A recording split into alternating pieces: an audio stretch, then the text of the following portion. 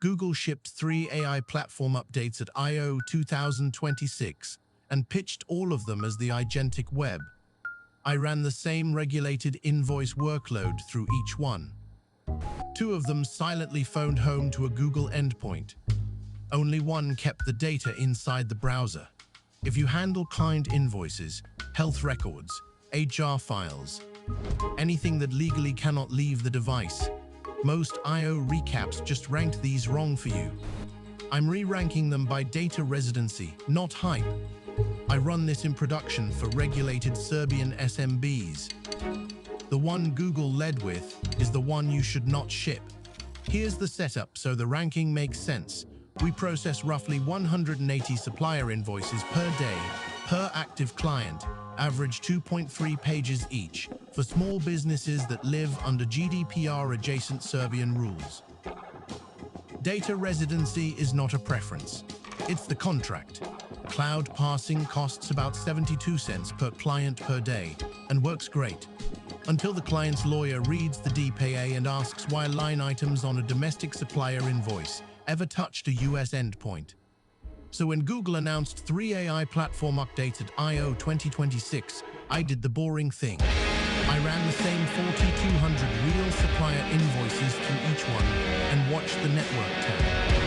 Let me rank them from worst to best for anyone shipping to a regulated client. Number 3.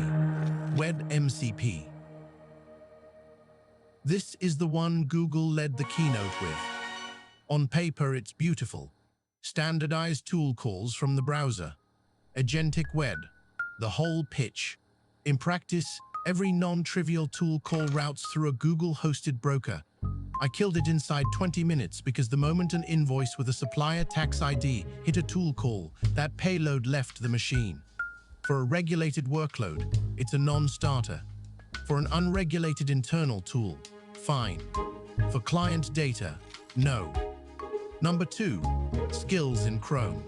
This one is more dangerous because it feels local. You define a skill, it runs in the browser. Developer experience is great.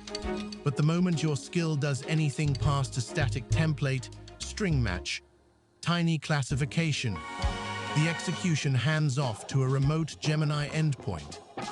I watched invoice line items, supplier names, amounts get serialized and shipped out.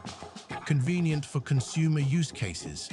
Disqualifying for anyone under a data processing agreement. Number 1, and this is the only one that actually changes what an agency can legally deploy this quarter. Gemini Nano, the built-in AI model that ships inside Chrome. I ran it against my full test set. Field accuracy landed at 71% versus 94% on the cloud pipeline. That gap is real and I'm not going to pretend it isn't. But 0 bytes left the browser. 0. If you're handling client data that legally cannot leave the browser, invoices, health, HR, legal, Nano is the only I/O 2026 update worth wiring up this quarter.